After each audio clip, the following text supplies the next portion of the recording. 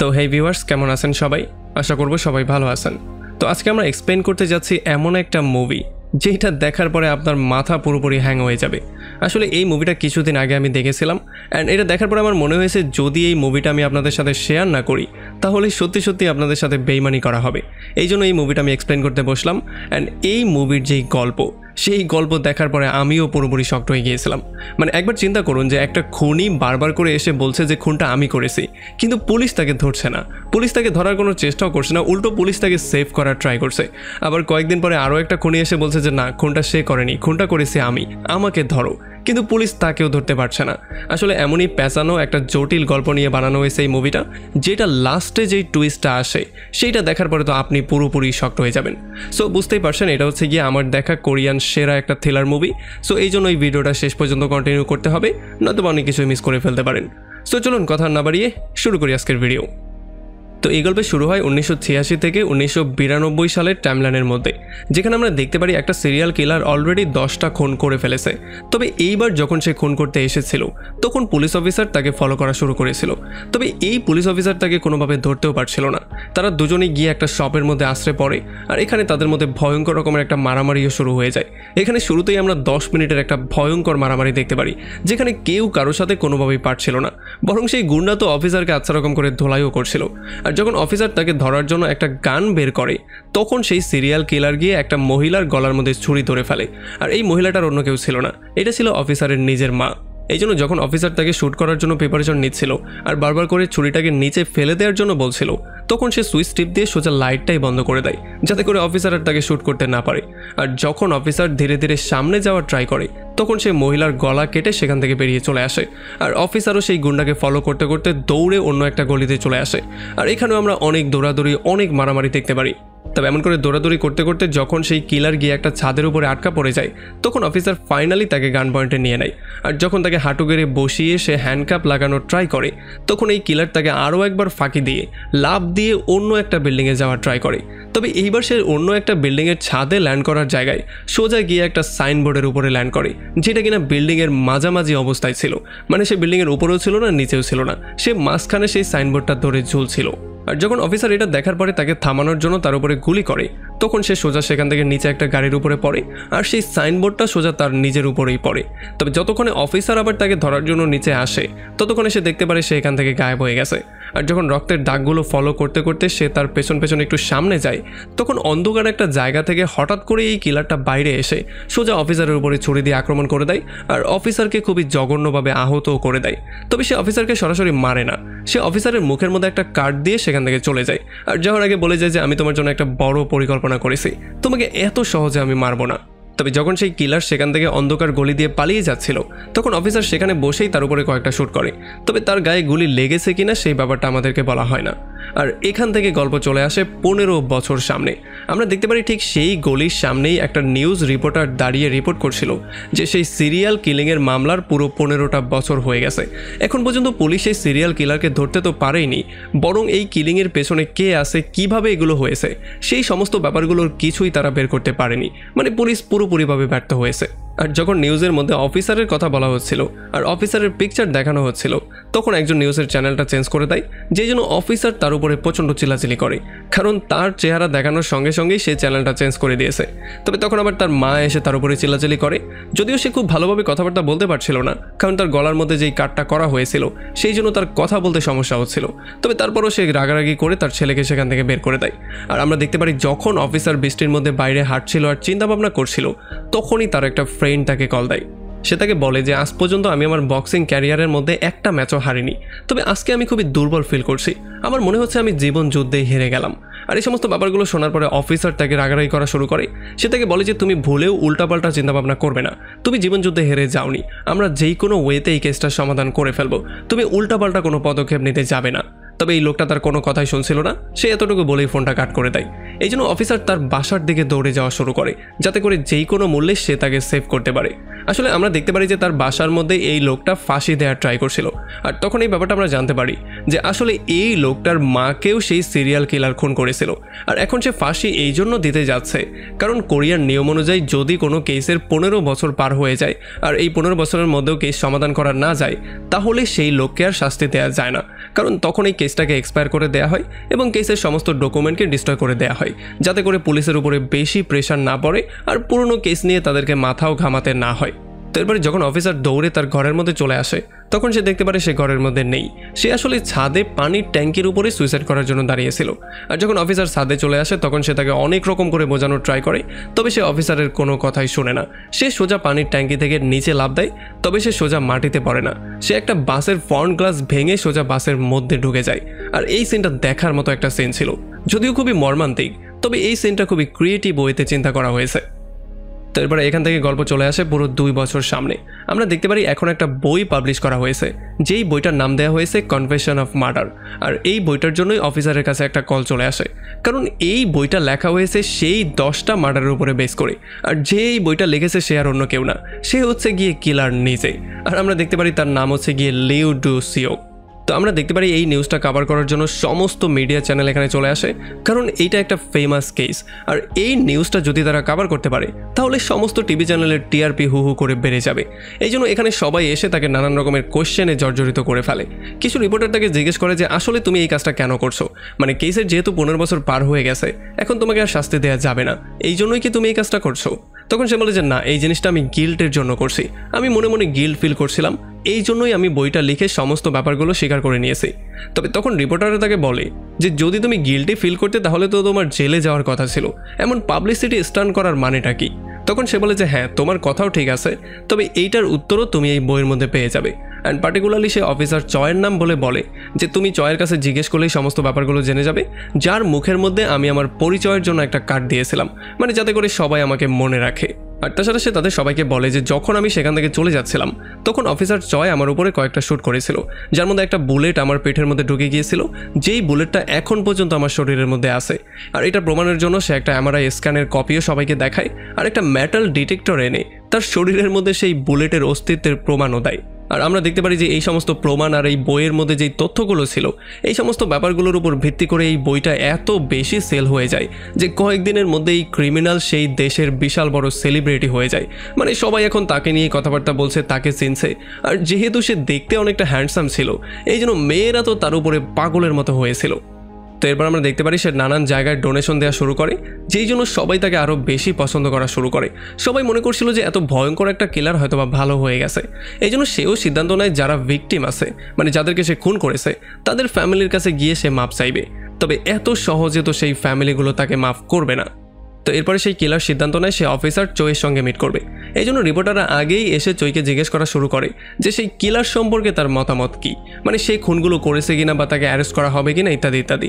তখন অফিসার চোই প্রথমে তো তাদেরকে পাত্তা দেয় না, তবে পরে সে এটা ক্লিয়ার করে জানায় যে আমার মনে হয় না যে সে এই খুনগুলো করেছে, কারণ সে যেমন করে পাবলিসিটি স্টান্ট করছে আর যেমন করে বই বিক্রির ধান্দা করছে, আমার মনে হয় না কোনো খুনি এমনটা করার ট্রাই করবে। তবে যখন সেই খুনি আসলেই তার সঙ্গে মিট করতে চলে আসে, তখন আমরা দেখতে পারি অফিসারের মাথা প্রচণ্ড গরম হয়ে যায়। সে তো পারছিল না, এখনই তাকে শ্যুট করে মেরে ফেলছিল। সে তার সাথে হাত মেলানোর জায়গায় তার হাতের উপরে থুতুই দিয়ে দেয়। আর এই জন্য সেই কিলার তার কানে কানে গিয়ে কিছু একটা বলে দেয়, যেই জন্য সেই অফিসারের মাথা আরও বেশি গরম হয়ে যায়। এই জন্য সে সোজা খাবার উঠিয়ে তার মুখের উপরেই ছুঁড়ে মারে। আর এই সমস্ত ব্যাপারগুলোতে এখন সে আরও বেশি ফেমাস হয়ে যায়। আমি জানি না কেন, কিন্তু মানুষজন কিলারের ফ্যান হয়ে যাচ্ছিল, সবাই তাকে ফলো করছিল, সবাই তার জন্য পাগলের মতো বিহেভ করছিল। মানে সেই বইটা লিখে সে কোটি কোটি টাকা তো কামিয়েই ফেলেছে, বরং সে অনেকটা ফেমাসও হয়ে গেছে, যেটার অবভিয়াস কারণ তার ফেস। যেমনটা আমি আগেই বলেছি, মেয়েরা তার উপরে পাগল হয়েছিল। যদিও মেয়েদের মতো সবাই শুধুমাত্র চেহারার দিক দিয়ে চিন্তা করে না, একটা সিরিয়াল কিলারের ফ্যান সবাই তো আর হবে না। এই জন্য কিছু মানুষ আছে যারা তার উপরে ডিমও ছুঁড়ে মারে, মানে তাদের প্রতিবাদ দেখানোর জন্য। তো এরপরে এদিকে আমরা দেখতে পারি ভিকটিমদের ফ্যামিলিকে, যারা কিনা একজোট হয়ে একটা পরিকল্পনা করার প্ল্যানিং করছিল, যাতে করে তারা সেই সিরিয়াল কিলারকে মারতে পারে। আর এখানে আমরা খুবই ভয়ঙ্কর একটা সিনও দেখতে পারি, যখন এই মেয়েটা তার তীরের সাহায্যে একটা লোককে বাঁচানোর জন্য একটা সাপকে মেরে ফেলে। যদিও সিনটা দেখে মনে হচ্ছে এটা সিজিআর মাধ্যমে বানানো হয়েছে, তবে তবুও এই সিনটা খুবই ইমপ্রেসিভ একটা সিন ছিল। যাই হোক, এখন আমরা দেখতে পারি ভিকটিমদের ফ্যামিলিরা সবাই এখানে একজোট হয়ে সেই কিলারকে মেরে ফেলার প্ল্যানিং করছিল, কারণ এতগুলো বছর পরে ফাইনালি তারা তার ফেসটা দেখতে পেয়েছে। সো এখন তো আর তাকে কোনোভাবেই মাফ করে দেওয়া যাবে না। তবে যেহেতু এখন সেই লোকটা অনেকটা ফেমাস হয়ে গেছে, এই জন্য সে সবসময় বডিগার্ড নিয়ে ঘোরাফেরা করে, এই জন্য তাদেরকেও ভিন্ন রকম করে প্ল্যান করতে হয়। আমরা জানতে পারি এখানে একটা লোক আছে যে কিনা সাপ পালে, মানে সাপদের সাথে তার ভালো একটা সম্পর্ক, এই জন্য সে কিছু সাপ বালতিতে করে নিয়ে সেই লোকটা যখন সুইমিং করতে নামে তখন সুইমিং পুলের মধ্যে দিয়ে দেয়। আর যখন একটা সাপ তাকে কামড়ে দেয় তখন অ্যাম্বুলেন্স ডাকা হয়, আর এই অ্যাম্বুলেন্সটাও তারাই নিয়ে আসে, যাতে করে অ্যাম্বুলেন্সে করে তারা তাকে কিডন্যাপ করে নিয়ে যেতে পারে। তবে যতক্ষণে তারা অ্যাম্বুলেন্সে করে তাকে নিয়ে পালিয়ে যেত, তার আগেই এখানে আরও একটা অ্যাম্বুলেন্স চলে আসে, যেটা কিনা ছিল আসল অ্যাম্বুলেন্স। এই জন্য তারা সবাই ধরা পড়ে যায়। আর এই জন্যই আমরা দেখতে পারি একটা ভয়ঙ্কর কার রেসিং সিন, যেখানে শুধুমাত্র তারা এবং কিলারের বডিগার্ডরাই না, বরং এই অফিসারও এসে জয়েন করে, কারণ অফিসারের দায়িত্ব পড়েছে এখন এই কিলারকে সেভ করার। যেহেতু এখন এটা অফিসারের এরিয়ার মধ্যেই পড়ে, এই জন্য অফিসারকেও এই রেসের মধ্যে এন্ট্রি নিতে হয়।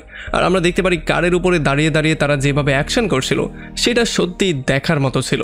তো আমরা দেখতে পারি মারামারি, রেসিং এবং ভয়ঙ্কর ধাক্কাধাক্কির মধ্যে অনেকেই আহত হয়ে যায়। তবে এত কিছুর পরেও তারা কোনো রকমে এই কিলারকে কিডন্যাপ করে নিয়ে যেতে সক্ষম হয়ে যায়।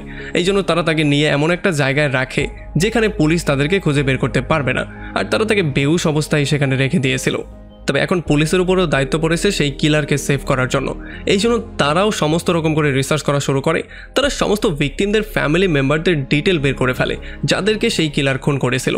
এরপর এক এক করে তারা সবাইকে ট্রেস করা শুরু করে, আর এমন করে তারা একটা হ্যাকারের সাহায্যে তাদের একজনকে ট্রেস করতে সফলও হয়ে যায়। আর মাত্র 24 ঘন্টার মধ্যেই তারা তাকে ফলো করে তারা সেই জায়গা পর্যন্ত পৌঁছে যায় যেই জায়গায় সেই কিলারকে বন্দি করে রাখা হয়েছিল। আর আমরা দেখতে পারি তাকে সেভ করতে অফিসার চয় একা চলে আসে শুধুমাত্র একটা গাড়ি নিয়ে, আর সে একটা নাইট লেন্স নিয়ে আসে, যেটার মাধ্যমে সে এখানের সুইচগুলোকে বন্ধ করে দিয়ে পুরো অন্ধকারের মধ্যে তাদের সবার চোখের সামনে দিয়ে সেই কিলারকে এখান থেকে ভাগিয়ে নিয়ে যায়। তবে এই মহিলা এই ব্যাপারটা গেস করে ফেলে যে আসলে তাকে চুরি করার জন্য কে এখানে এসেছে, মানে অফিসার চয় যে এসেছে সেটা এই মহিলা বুঝতে পারে। যাই হোক, যখন অফিসার লিকে নিয়ে সেখান থেকে পালিয়ে যাচ্ছিল তখন তারা সবাই তার উপরে আক্রমণ করা শুরু করে। আর আমরা দেখতে পারি এই মেয়েটা তো তার তীরের সাহায্যে একবার চাওকে মেরেই ফেলার ট্রাই করছিল, তবে কোনো রকমে চাও তার জীবনটাকে সেভ করে ফেলে। আর খুব বড় কোনো দুর্ঘটনার শিকার না হয়ে চাও তাকে নিয়ে কোনো রকমে সেখান থেকে বেরিয়ে চলে আসে। আর আমরা দেখতে পারি যখন চাও লিকে নিয়ে একটা রুমের মধ্যে চলে আসে তখন প্রথমে তো আমার মনে হয়েছিল যে চাও হয়তো বা লিকে খুন করে ফেলবে, কারণ চাও হচ্ছে গিয়ে ভিকটিমদের ফ্যামিলি মেম্বারদের মধ্যে একজন, এই জন্য তার মাথা এমনিতেই গরম থাকার কথা। আর যেহেতু এখন সে তাকে একা পেয়েছে, সো তাকে মেরেই ফেলার কথা। তবে আমরা দেখতে পারি সে তাকে না মেরে তার জন্য একটা চিরকুট রেখে দিয়ে চলে যায়, যেই চিরকুটের উপরে লেখা ছিল যে যদি এগুলো তোমার পছন্দ না হয় তাহলে এগুলো করার কোনো দরকারই নেই। আর এই ব্যাপারটাই আমাদের মনের মধ্যে সন্দেহ ক্রিয়েট করে। আমরা বুঝতে পারি যে হয়তোবা এখানে গোপন কিছু একটা আছে যেটা কিনা চাও আর লি জানে, যেই ব্যাপারটা হয়তোবা আমরা সামনে জানতে পারবো। তারপরে পরদিন আমরা দেখতে পারি যখন লি জ্ঞান ফিরে পায় তখন সে দেখতে পারে সে একটা হসপিটালে আছে। আর যখন রিপোর্টাররা তার সাথে কথাবার্তা বলতে চলে আসে তখন সে রিপোর্টারদেরকে বলে যে আসলে আমি তাদের উপরে কোনো কেস মামলা করতে চাই না, যারা আমাকে কিডন্যাপ করেছে তাদের সবাইকে আমি মাফ করে দিয়েছি, এটা তো আমার সাথে হওয়ারই ছিল, আমি তাদের সাথে এত বড় অন্যায় করেছি, সো তারা যেটা করেছে সেটা সঠিকই করেছে। আর তখন এদিকে আমরা দেখতে পারি সেই মহিলা চলে আসে থানায় অফিসার চাওয়ের সঙ্গে মিট করার জন্য। আর যখন সে অফিসার চাওয়ের হাবভাব দেখতে পারে তখন সে বুঝতে পারে কালকে রাতের ঘটনাটা সেই ঘটিয়েছে, এই জন্য সে তার সমস্ত শক্তি দিয়ে তার গালে একটা চড় মেরে দেয়। আর তাদের মধ্যে যে আই কন্টাক্ট হয় এতে করে এই ব্যাপারটা আমরা ক্লিয়ারলি বুঝতে পারি যে হয়তোবা পূর্বের কোনো ঘটনা নিয়েও তাদের মধ্যে কোনো ঝামেলা আছে, যেই ব্যাপারটা আমরা একটু সামনেই জানতে পারবো। আর তখন এদিকে আমরা দেখতে পারি এই বৃদ্ধ লোকের মেয়েটা, মানে সেই তীরওয়ালা মেয়েটা ফিশিং করার বাহানা দিয়ে তার বাবাকে বোকা বানিয়ে চলে আসে লিকে মেরে ফেলার জন্য, কারণ তার রাগ এখনও কমেনি, সে যেই কোনো ওয়েতে লিকে মারতেই চায়। তো এরপর আমরা দেখতে পারি যেহেতু সেই লোকটা অনেকটা ফেমাস হয়ে গেছে এই জন্য তাকে নিয়ে একটা টিভি শোই বানানো হয় যাতে করে মানুষজন তার কাছে নানান রকমের কোয়েশ্চেন করতে পারে। আর অফিসার চাওকে ডাকা হয় মেইন গেস্ট হিসেবে, আর অফিসার চাওকেই কোয়েশ্চেন করার সুযোগ দেওয়া হয়, কারণ অফিসার চাওই শুরু থেকে শেষ পর্যন্ত এই কিলারের পেছনে ছিল আর সমস্ত কেসগুলো সেই ইনভেস্টিগেশন করার ট্রাই করছিল, এই জন্য তাকে কোয়েশ্চেন করার পারমিশন দেওয়া হয়। আর তখন অফিসার চাও তাকে বলে যে যদি তুমি আসল খুনি হয়ে থাকো তাহলে আমাকে বলো যে তুমি কয়টা খুন করেছো, কারণ বইয়ের হিসেবে তো তুমি 10টা খুন করেছো, কিন্তু অফিসার চাও বলে সে 11টা খুন করেছে। আর ওই 11 নম্বর বডিটা আজ পর্যন্ত কেউ খুঁজে পায়নি, সে কোথা থেকে গায়েব হয়েছিল এবং কোথায় তাকে মেরে পুঁতে ফেলা হয়েছে সেই ব্যাপারটা আজ পর্যন্ত কেউ জানতে পারেনি, সেটা একটা মিস্ট্রি হয়ে আছে। সো যদি সে আসল খুনি হয় তাহলে সে অবশ্যই বলতে পারবে সে তাকে কখন মেরেছিল আর তার বডিটা সে কোথায় পুঁতে রেখেছে। মানে আমরা দেখতে পারি অফিসার চাও তাকে কিছুটা চ্যালেঞ্জের মতো দিয়েই বলে যে যদি তুমি আসল খুনি হও তাহলে সেই 11 নম্বর বডিটা কোথায় আছে সেইটা বের করে এটাকে প্রমাণ করো। তবে তখন লি তাকে অ্যান্সার দিয়ে বলে যে আমি আসলে সেই 11 নম্বর খুনটা করিনি। এই জন্য অফিসার তাকে জিজ্ঞেস করে যে ঠিক আছে, যদি তুমি 11 নম্বর খুনটা না করো তাহলে এখন আমাকে এইটা বলো যে যখন তুমি আমার গাল কেটে দিয়ে সেখান থেকে চলে যাচ্ছিলে তখন তুমি আমাকে কি বলেছিলে। তখন লি বলে যে যেহেতু এটা 15 বছর আগের কথা এই জন্য আমার ঠিক ভালোভাবে এটা খেয়াল নেই। আর এই সমস্ত ব্যাপারগুলোতে সবার সন্দেহ চলে আসে। মানে আমরা দেখতে পারি লি আসলে অফিসারের সমস্ত কোয়েশ্চেনগুলোর অ্যান্সার শুধু ইগনোর করে যাওয়ার ট্রাই করছিল, মানে সে ঠিকঠাকভাবে অ্যান্সারগুলো দিতে পারছিল না।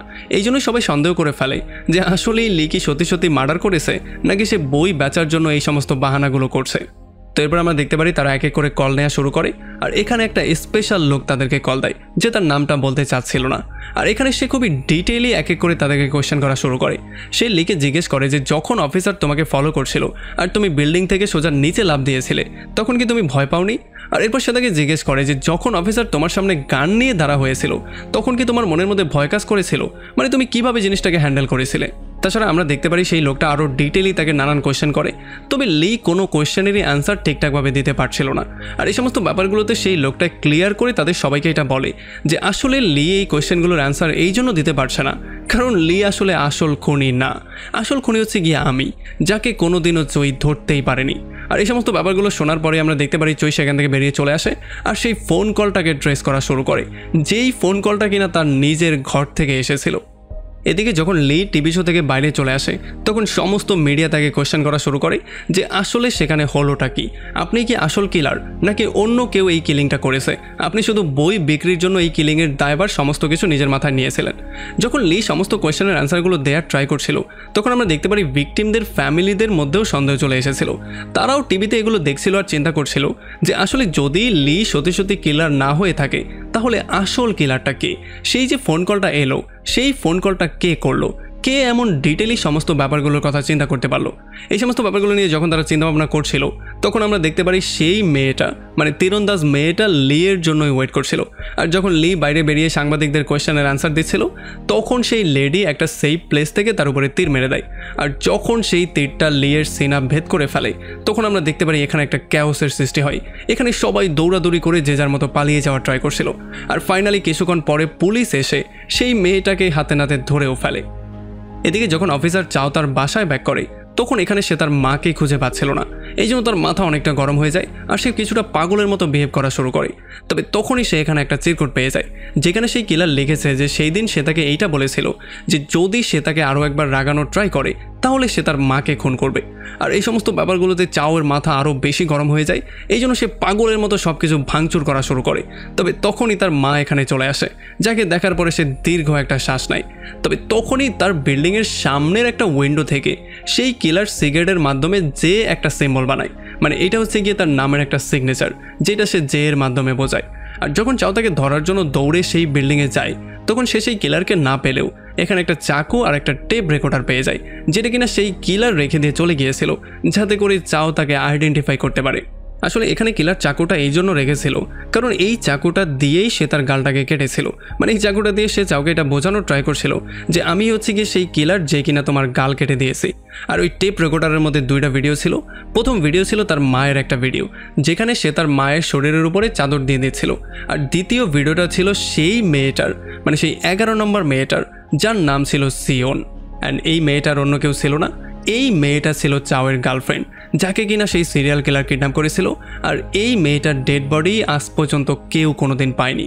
আর তাছাড়া আমরা জানতে পারি এই মহিলাটা হচ্ছে গিয়ে সেই মহিলার মেয়ে যে কিনা চাওকে থানার মধ্যে এসে থাপ্পড় মেরেছিল। আর সে সেই কিলারকে এই জন্যই মারতে চায় কারণ সে তার মেয়ের মৃত্যুর বদলা যেই কোনো মূল্যে নিতে চায়। যাই হোক, এরপর আমরা দেখতে পারি চই বারবার করে সেই ভিডিওগুলো দেখে, বারবার করে সেই ভিডিওর অডিওগুলোকে শোনার ট্রাই করে যাতে করে সে যেই কোনো একটা ক্লু খুঁজে বের করতে পারে।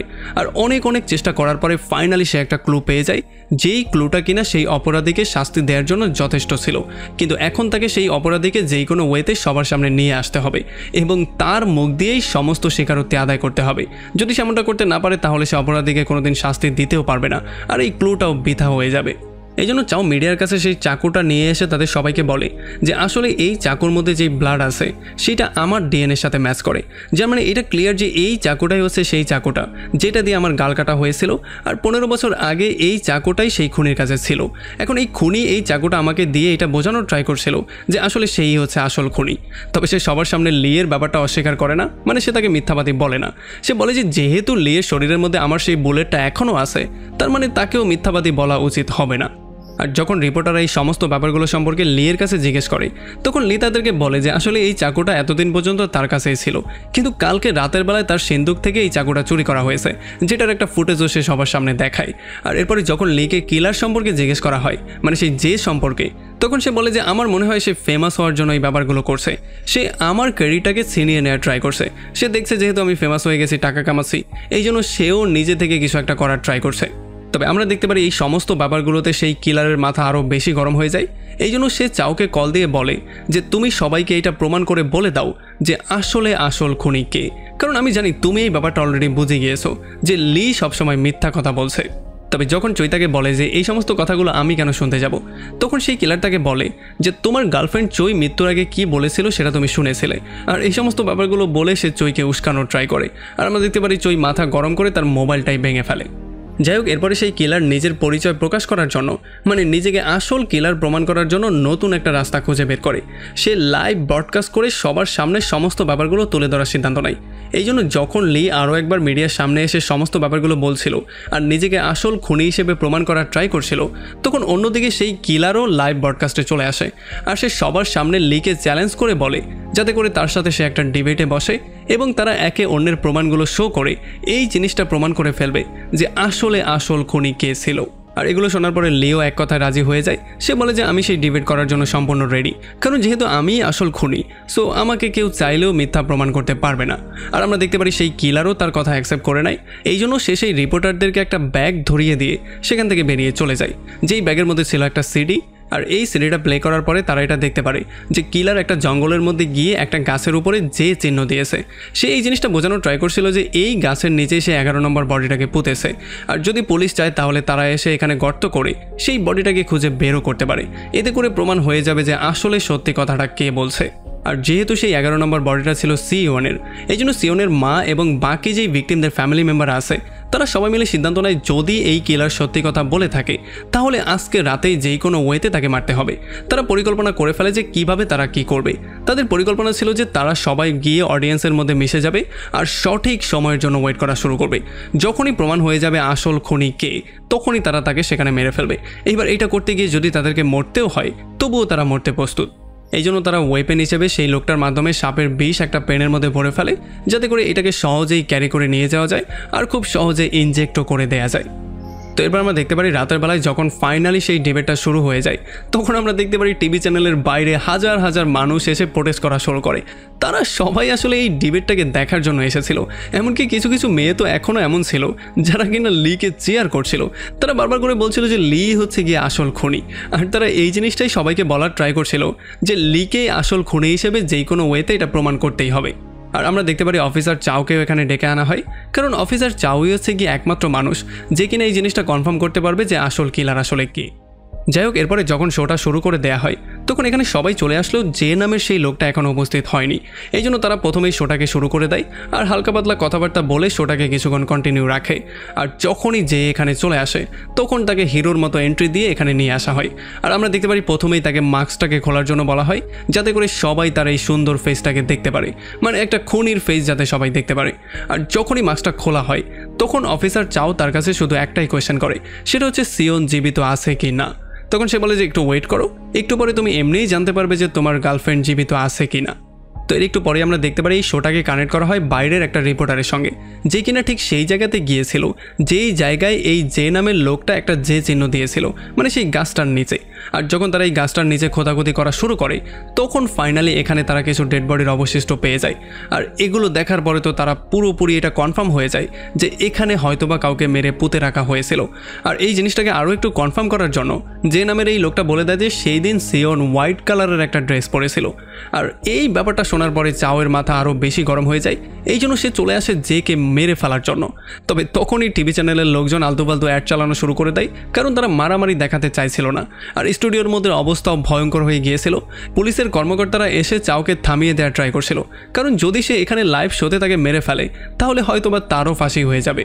আর আমরা দেখতে পারি লিও চাওকে শান্ত হয়ে যাওয়ার জন্য বলছিল, সে থেকে বুঝিয়ে বলার ট্রাই করছিল যে আসলে যে নামের এই লোকটা মিথ্যা কথা বলছে, সে আসল খুনি হতেই পারে না, কারণ আসল খুনি হচ্ছে আমি। সো আপনি একটু বসে সমস্ত ব্যাপারগুলো এক্সপ্লোর করার ট্রাই করুন। আর এদিকে আমরা দেখতে পারি যে অ্যাড চালানোর জন্য প্রডিউসার গিয়ে ডিরেক্টরের উপরে চিল্লাচিল্লি করা শুরু করে, সে কেন আলতু-ফালতু শোয়ের মধ্যে অ্যাড চালিয়ে দিল। এই জন্য একটু পরে সে তাকে জব থেকে বেরিয়ে করে দেয়। আর প্রডিউসার নিজেই ডিরেক্টরের চেয়ারে বসে পড়ে আলতু-ফালতু অ্যাড ছাড়া এই পুরো শোটাকে লাইভ দেখানোর জন্য। এখন যেহেতু বিজ্ঞাপনের পরে শোটা শুরু হতে মাত্র 4 মিনিট বাকি আছে, এই জন্য তারা সবাই ওয়াশরুমে চলে যায়। আর এখানে যে নামের সেই লোকটা চাওকে বলে যে তোমার কি মনে হচ্ছিল এখন পর্যন্ত সিওনকে আমি জীবিত রেখে দিয়েছি। এই সমস্ত ব্যাপারগুলোতে তার মাথা আরও বেশি গরম হয়ে যায়। আর তখন আমরা চাও এবং সিওনের মধ্যে লাভ স্টোরিটা দেখতে পারি। আমরা দেখতে পারি তারা একে অন্যকে অনেক বেশি ভালোবাসতো, তারা একে অন্যকে বিয়েও করতে চাচ্ছিল। তবে সিওনের মা কোনোভাবেই এই ব্যাপারগুলো মানতে চাইছিল না, সে চাওকে একেবারে সহ্যই করতে পারতো না। এই জন্য সে তাদের দুজনকে আলাদা করার ট্রাই করছিল। আর চাও সিওনের মায়ের ভয়েই তাকে ঘরে ড্রপ করতে দিয়ে আসতে যায় না। আর যখন সিওন একা একা ঘরে যাওয়ার ট্রাই করে তখন সেদিন রাস্তা থেকে হঠাৎ করে সে গায়েব হয়ে যায়। আর এই সমস্ত ব্যাপারগুলোর জন্যই চাও নিজেকে কোনোদিনও মাফ করতে পারছিল না, কারণ তার জন্যই সিওন গায়েব হয়ে গিয়েছিল। তো এরপরে যখনই শোটা আবার শুরু হয়ে যায় তখন সবাইকেই কোয়েশ্চেন করার সুযোগ দেওয়া হয়। আর তখন যে নামের লোকটা লিখে কোয়েশ্চেন করে যে যদি তুমি আসল খুনি হয়ে থাকো তাহলে এই জিনিসটা বলে সবার সামনে এটা প্রমাণ করে দাও যে তুমি কি করে সিওনকে খুন করেছিলে। তবে তখন লিতাকে বলে যে আমি তাকে খুন করিনি, বরং আমি 10 জনের কাউকেই খুন করিনি, আমি কোনো খুনি না। আর এইটা শোনার পরে প্রেজেন্টর তাকে জিজ্ঞেস করে যে যদি তুমি খুনি না হয়ে থাকো তাহলে তুমি সেই বইটা কি করে লিখলে, তাও এত ডিটেইলি সমস্ত কিছুর সঙ্গে। তখন লিতাকে বলে যে সেই বইটাও আমি লিখিনি, আমি কোনো রাইটারও না, আসলে সেই বইটা লিখেছে অন্য কেউ। আর আমরা জানতে পারি সেই বইটার অন্য কেউ না, সেটা লিখেছে চাও নিজে। সে এই জিনিসটা এই জন্য করেছিল কারণ সে আসল খুনিকে সামনে এনে সবার সামনে এক্সপোজ করতে চাইছিল, এই জন্য ডিটেইলি সেই বইটা লিখে এত বড় একটা প্ল্যানিং করেছে। আর আমরা জানতে পারি লি নামের এই ছেলেটার অন্য কেউ না, এটা হচ্ছে গিয়ে মুভির শুরুতে সুইসাইড করতে চাওয়া সেই ছেলেটা, যে কিনা লাভ তো দিয়ে ফেলেছিল, তবে বাসের মধ্যে ঢুকে যাওয়ার জন্য সেখানে তার মৃত্যু হয়নি। তবে যেহেতু কাচের জন্য তার চেহারাটা ক্ষতবিক্ষত হয়ে গিয়েছিল, এই জন্য ডাক্তার প্লাস্টিক সার্জারি করে তার চেহারাটাকে আরও একটু অ্যাট্রাকটিভ বানিয়ে দিয়েছে, যাতে করে সে দ্রুত ফেমাস হয়ে যায়। আর এই সমস্ত প্ল্যানিংগুলো ডক্টরের সঙ্গে মিলে অফিসার চাওই করেছিল। আর এরপর চাও তাদের সবাইকে বলে যে এত বড় পরিকল্পনা আর এই সমস্ত গেমটা খেলা হয়েছিল শুধুমাত্র একটা কারণে, আমি চাইছিলাম খুনিকে যেই কোনো ওয়েতে সবার সামনে আনতে আর সবার সামনে এই জিনিসটা এক্সপোজ করতে আর তাকে যেই কোনো ওয়েতে শাস্তি দিতে। তবে এখানে সবাই বলছিল 15টা বছর পার হয়ে গেছে, সো এখন শাস্তি দেওয়ার আর কোনো ওয়ে নেই। তবে তখন আমরা দেখতে পারি চাও তার ওয়াইফের ভিডিওটা সবার সামনে প্লে করে, যেই ভিডিওটা কিনা যে নামের এই লোকটাই তাকে দিয়েছিল। এই ভিডিওতে ব্যাকগ্রাউন্ডের মধ্যে একটা নয়েজ ছিল, যেই নয়েজের মধ্যে কিনা ভোটের রেজাল্ট কাউন্ট করা হচ্ছিল, মানে প্রেসিডেন্ট ইলেকশনের রেজাল্ট। আর এই ডেটটা ছিল 19 ডিসেম্বর 1992 সাল।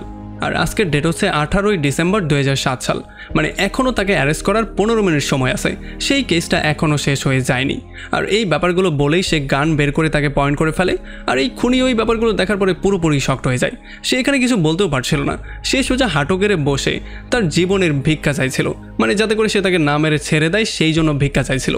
এরপর সে চাওকে রাগিয়ে দেওয়ার জন্য বলে যে যখন সে সিওনকে মেরেছিল তখন সিওন আসলে প্রেগনেন্ট ছিল। আর এই সমস্ত ব্যাপারগুলো শোনার পরে সে তার মাথার মধ্যে জোরে একটা পাঞ্চ করে দেয়, সে তাকে চুপ করার জন্য বলে। তবে তখন আবার এই সাইকো হাসতে হাসতে তাকে বলে যে আসলে সিওনের পেটে তোমার বাচ্চা ছিল না, বরং সে আমার বাচ্চার মা হতে যাচ্ছিল। তার মনে হচ্ছিল যদি সে এগুলো আমাকে বলে দেয় তাহলে আমি তাকে আর মারবো না।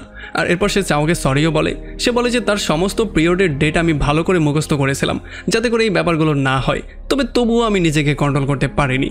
আর এগুলো শোনার পরে চাওয়ের মাথা এতটাই গরম হয়ে যায় যে সে তার উপরে সোজা শুটই করে দেয়। তবে তখন অফিসাররা এসে কোনো রকমে তাকে কন্ট্রোল করে ফেলে, আর এই গুলিটা মিসফায়ার হয়ে সোজা গিয়ে লাইটে লেগে যায়, যেই জন্য চারোপাশটা পুরো অন্ধকার হয়ে যায়, পুরো স্টুডিও অন্ধকারে ছেয়ে যায়। আর এই সুযোগে যখন সেই কিলার পালিয়ে যাওয়ার ট্রাই করছিল তখন সিওনের মাও এসে তাকে মেরে ফেলার ট্রাই করে। তবে সেই কিলার সিওনের মায়ের গলায় ছুরি ধরেই সেখান থেকে বেরিয়ে যাওয়ার ট্রাই করে।